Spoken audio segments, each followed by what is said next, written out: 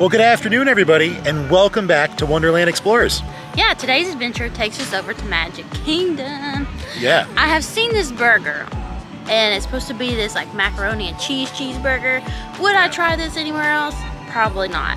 But since we're going to Magic Kingdom, I thought to myself, why in the bippity boppity boo not? Oh my gosh. Every day, folks. I get this every day. So we're going to head on over. We're going to enjoy the afternoon, taking some sights, see if there's any other new 50th stuff. Come along with us as we explore.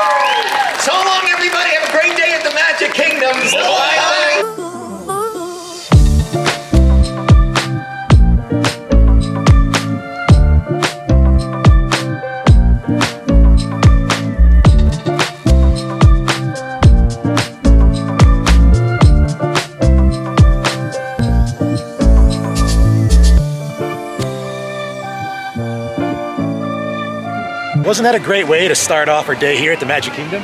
Yes, it's always a pleasure to see the Dapper Dans. Yeah. Well, we're going to heed their advice and answer the call of our bellies. Yeah. We're going to head back to Cosmic Rays and try some of the brand new 50th anniversary entrees they've added to the menu. I am excited to try them, so come along with us.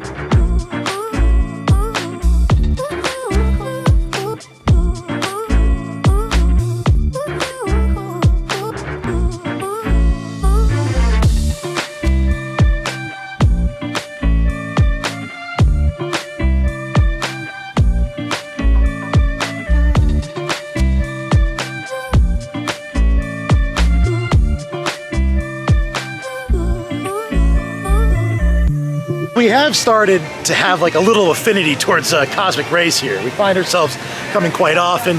We enjoy the menu. It's very easy. You're in and out. I think the food quality is decent for theme park food, so you really can't beat going here. Plus, too, it's free entertainment. Yeah, and you have a seat. Sunny Eclipse. Come on. Yeah. So I'm excited. I know we're both excited to try the brand new 50th entrees. They were just added not that long ago, and I've heard good things so far. And yeah. I'll be excited how they taste. Well, I guess we'll find out. So I did just want to take a moment and show you guys the updated menu here at Cosmic Rays Starlight Cafe.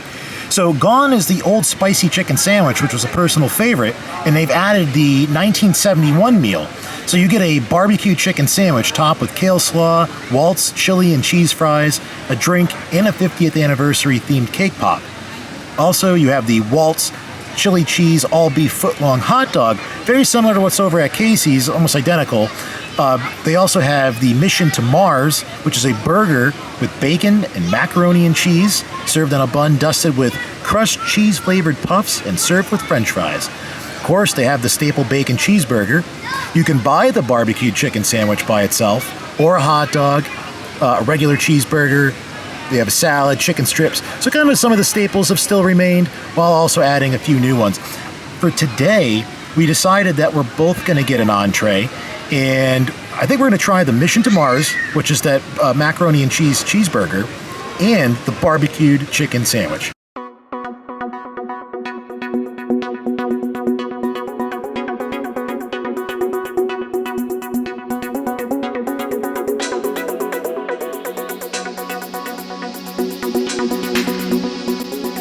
So that's the Mission to Mars burger with the little Cheeto like topping. I don't know.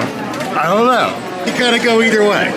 It could be good or it could be a little, I don't know. It's good. And then this is the barbecue chicken sandwich. The slaw looks like it's really good on there. Yeah. And of course, comes with fries. The delicious Magic Kingdom Disney fries. They give you a lot of fries. Yeah, they do. They're loading you up here recently. I'm not complaining because those are delicious. And we have a view of the beautiful castle.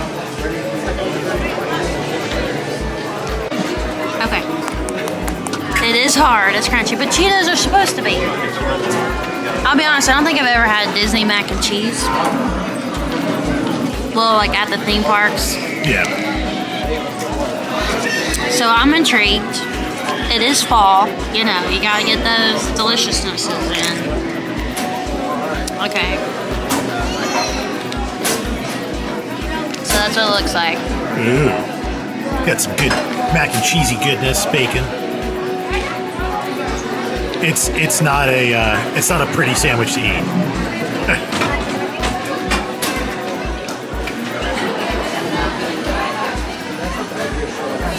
Okay. It's not bad. I was a little skeptical. The macaroni and cheese has like a smoothness, but it's almost just like another layer of cheese. You know, so it's like maybe like a 3-cheese bacon and cheeseburger, and then the crunch on top adds that fun flavor. I would give it like a 4 out of 5. Like, do you taste the Cheeto more than it's like texture? No, it's more like a texture, and you taste like the layers of cheese, like the regular cheese, and then the mac and cheese, and then the crunch cheese of the Cheeto. I think like for the creativity of it and how it looks, I still give it like a 4 out of 5.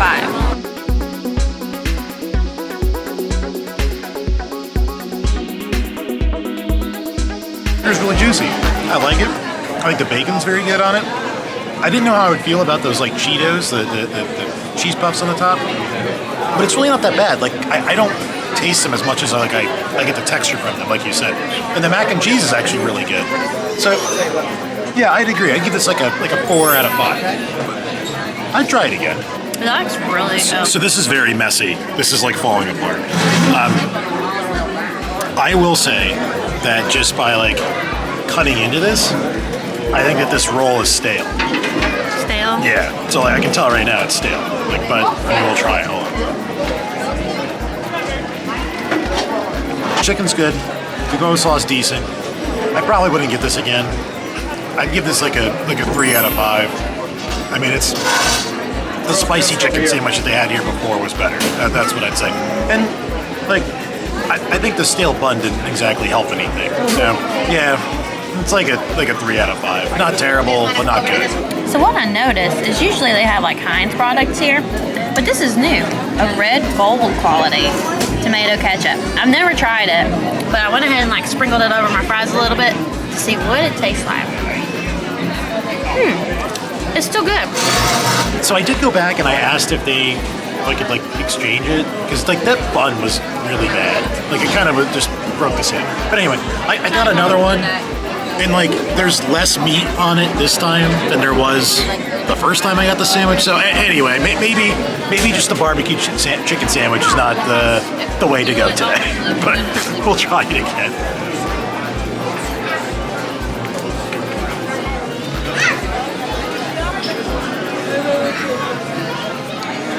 Yeah, it's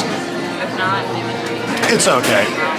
I'm gonna say I would give this like a 2 out of 5. It's not good. No. It smells good, I'll have to say. I'm like really reluctant to try it.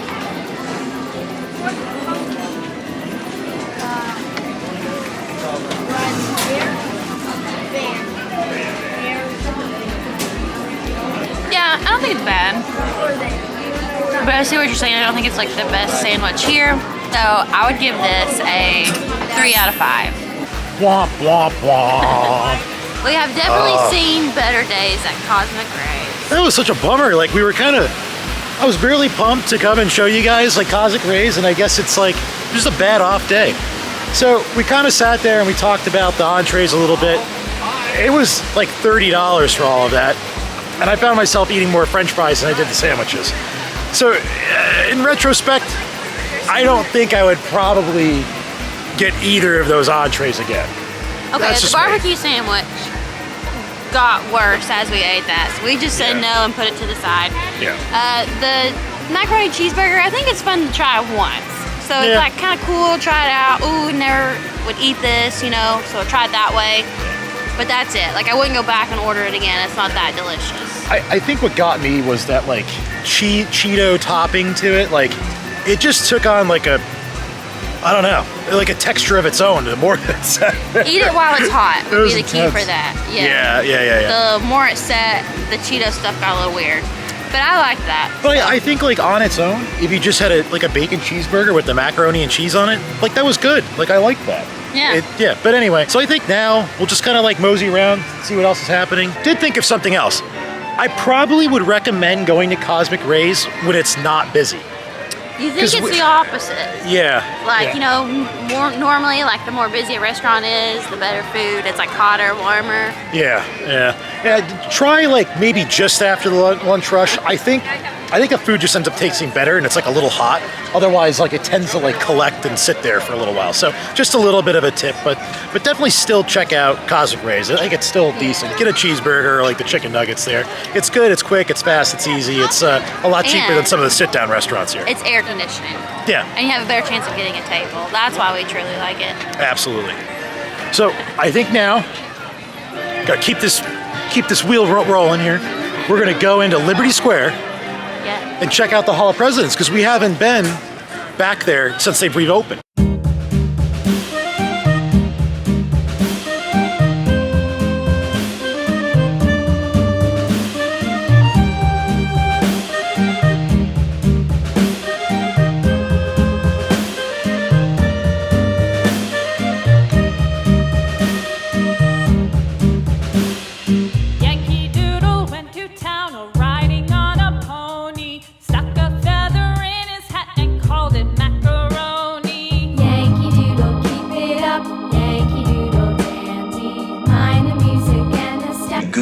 Saw at the heart of the American story. Walt's vision was to honor the nation by honoring the American presidency.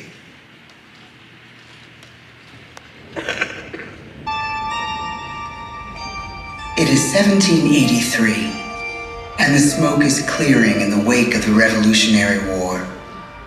Over the course of 8 grinding years, General George Washington has led a force of shopkeepers, farmers, and Native American allies to victory over the greatest military power in the world. A new nation has been born, independent and free. The founders must form a national government. In 1787, through months of passionate debate, they create a written constitution. For the country's highest office, they imagine something new in the history of the world. A leader not born to power like a king or queen. A leader who has not seized power through conquest.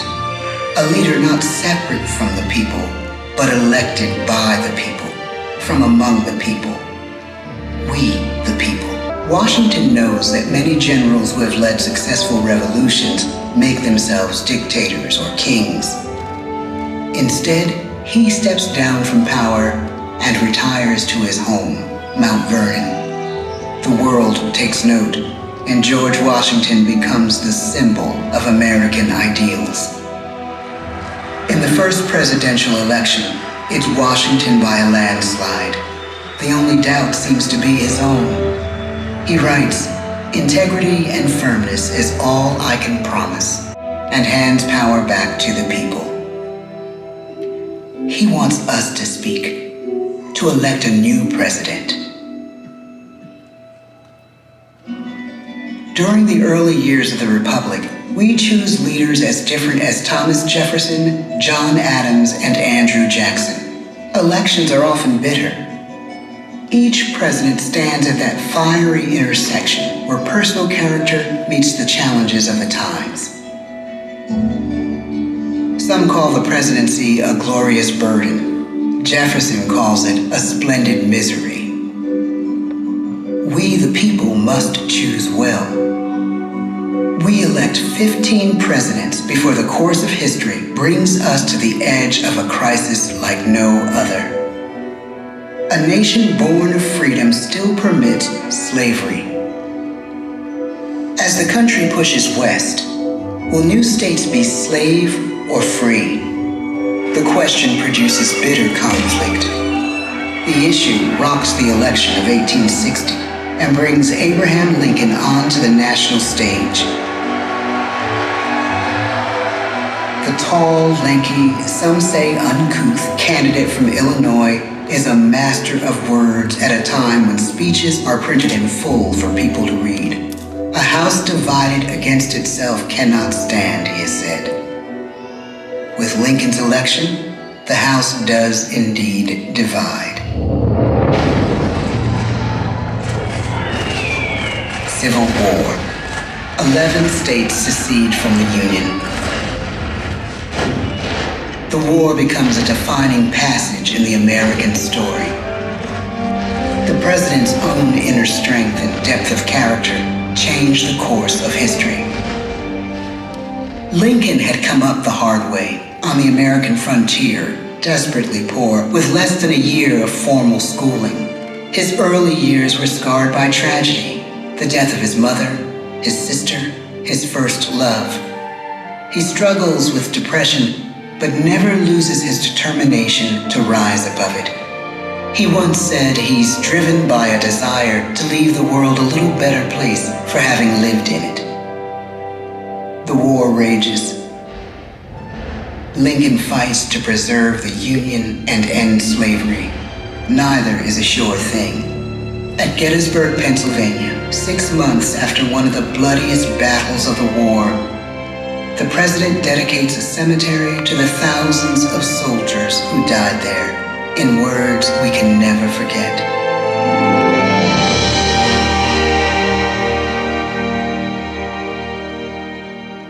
"Fourscore-and-7 years ago, our fathers brought forth on this continent a new nation, conceived in liberty and dedicated to the proposition that all men are created equal.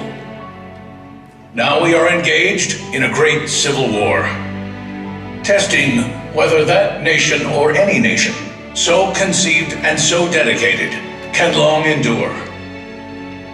We are met on a great battlefield of that war. We have come to dedicate a portion of that field as a final resting place for those who here gave their lives that that nation might live. It is altogether fitting and proper that we should do this. But in a larger sense, we cannot dedicate, we cannot consecrate, we cannot hallow this ground. The brave men, living and dead, who struggled here, have consecrated it far above our poor power to add or detract. The world will little note, nor long remember what we say here, but it can never forget what they did here. It is for us, the living, rather, to be dedicated here to the unfinished work which they who fought here have thus far so nobly advanced. It is rather for us to be here dedicated to the great task remaining before us, that from these honored dead we take increased devotion to that cause for which they gave the last full measure of devotion. That we here highly resolve that these dead shall not have died in vain, that this nation, under God, shall have a new birth of freedom, and the government of the people, by the people, for the people, shall not perish from the earth. The blood of over 500,000 Americans is spilled in the Civil War. President Lincoln's enduring hope is to give true meaning to the sacrifices of so many, to lead us to that new birth of freedom.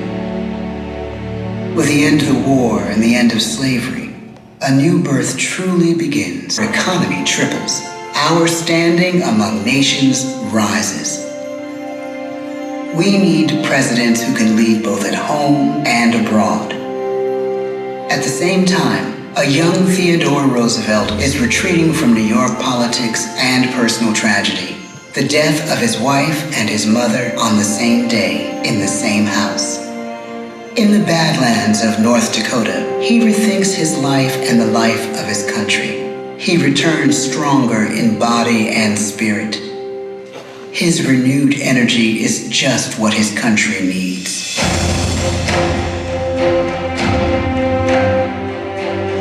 American industry is booming, but social tensions are rising. progressive movement is bubbling up, pushing for change. And change is needed in the working and living conditions in cities. The gap widens between rich and poor. The demand for change grows stronger. Teddy Roosevelt is a knight on a crusade. He speaks with force and vitality in clear terms that make colorful headlines at a time when mass market newspapers have become the new media. To define his foreign policy, he borrows a phrase from an African proverb: speak softly and carry a big stick. But his greatest accomplishments are made at home. He breaks up giant monopolies, protects workers' rights, and calls for a square deal for all Americans, rich and poor, capitalist and wage earner. And a square deal for every man and every woman in the United States. He calls on America to be as great as the natural grandeur of its lands.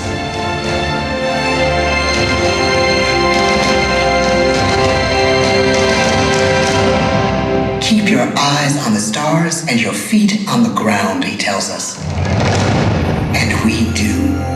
I believe in practical explanation and in practical policy. He has found the inner strength his countrymen now need. He speaks to us like a friend, a neighbor. His optimism is contagious, his voice perfect for the latest breakthrough medium, radio. He calls us to believe we have nothing to fear but fear itself. And we do believe. Tonight's attacks on England are perhaps the most widespread of the war in the course of the day. But an even greater challenge dominates his final years in office: the Second World War.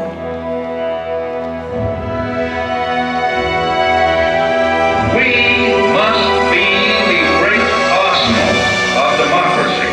This is an emergency as serious as war itself. We stun the world with our production.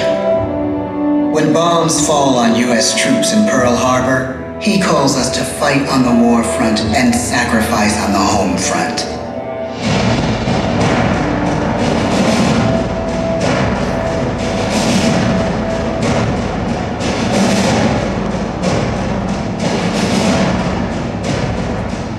The harder the sacrifice, the more glorious the triumph. So spoke America in the year 1776. So speak Americans today. The world changes. The country changes. And yet, in one sense, what we need most from our presidents has never changed. A guiding vision that calls forth the best that America can be. Will outer space be developed for the benefit of all mankind? Or will it become another focus for the arms race? The choice is urgent, and it is ours to make. Ask not what your country can do for you. Ask what you can do for your country. But really, it's all of us who must overcome the crippling legacy of bigotry and injustice. And we shall overcome. One of the agreements that President Sadat and Prime Minister Bacon are signing tonight is entitled A Framework for Peace in the Middle East. Mr. Gorbachev, tear down this wall. You have lost too much, but you have certainly not lost America. I can hear you. The rest of the world hears you. Loving this country requires the willingness to speak out for what is right, to shake up the status quo. That's America. Our presidency is no longer just an idea.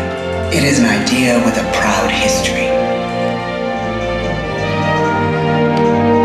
Ladies and gentlemen, the presidents of the United States of America.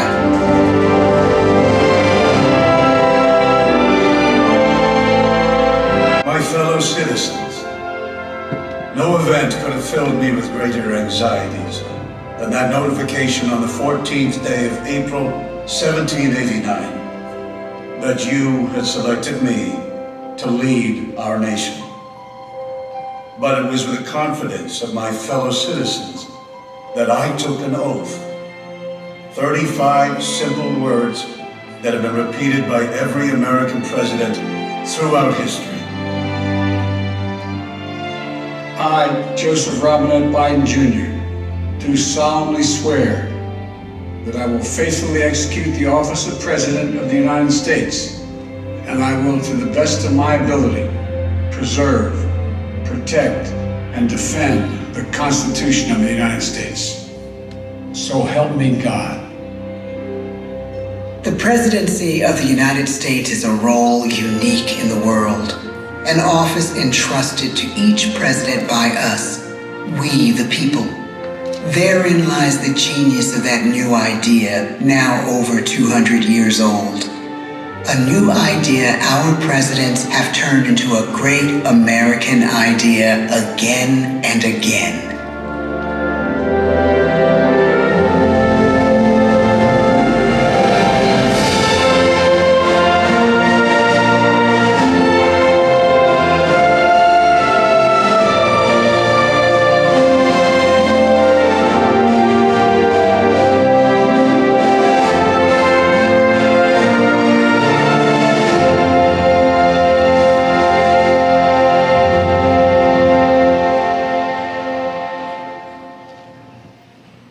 Wasn't that just fantastic?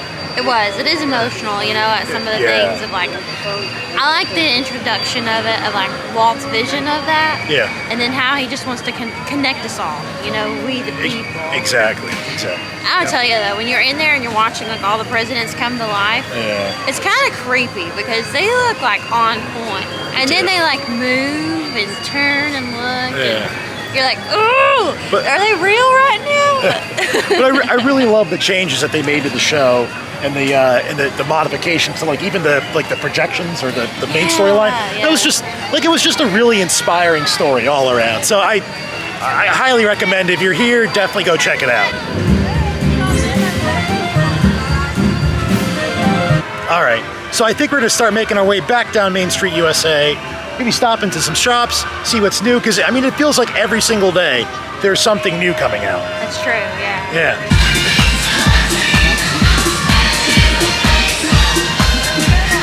Making our way down Main Street, we got distracted. We see there's a new cavalcade, new music, some new outfits. Oh, can't wait till they're heading in our direction. Two sides. Sidewalks.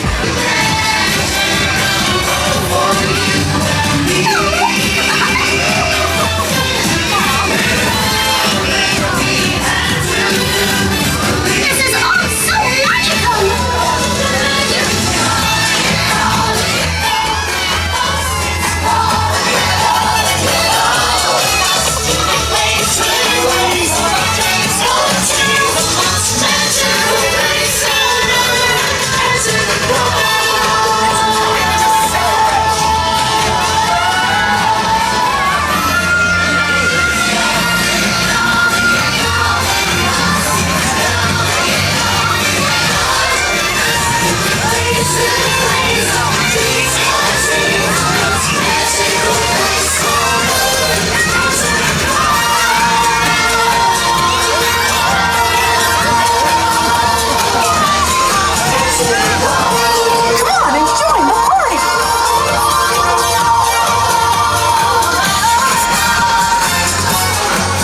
The Emporium, it looks like we found a brand new Spirit jersey, so this one doesn't have like sort of that sparkle effect like the other one did, but it still has like the iridescent 50th anniversary castle, and then on the back it's got Walt Disney World in the iridescent color. And this is $74.99. Boy, these Spirit jerseys are really going up in price. This is kind of fun. This is actually a hand soap dispenser, a refillable hand soap dispenser. And every time you press it down, it actually makes like a little Mickey Mouse shape out of the soap. That's kind of fun. So I'd shown this before, but here's the 50th anniversary track jacket. I did want to point out that now they have the matching track pants, which give like the whole complete little outfit here. I kind of like this. This reminds me of Ben Stiller's character in the Royal Tenenbaums, you know? Gotta have the right track jacket. So these are brand new. These are also wishables for the 50th anniversary. It just came out. We haven't really gotten into these. These are $14.99, but I mean, these are flying off the shelves here. What did Gaston win at the end of Beauty and the Beast? What? The Nobel Prize. Hey! What? Why can't Cinderella play soccer? Why? She keeps running away from the ball. Either high and holy or as welcome as can be. M-I-C-K-Y-M-O-U-S-E. Mickey Mouse, Mickey Mouse. Forever let us know our better. Hi, hi, hi. Come along and sing a song and join the jamboree. M-I-C-K-Y-M-O-U-S-E. M-I-C. See you real soon. K-U-Y. What? Because we like you.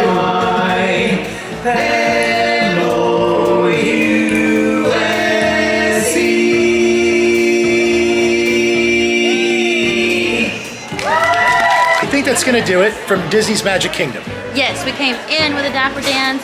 We're going out with a Dapper Dans. Yep. It's truly been a magical day. Yeah, absolutely. If you guys like the video, hit like and subscribe. And until next time, Bye. bye.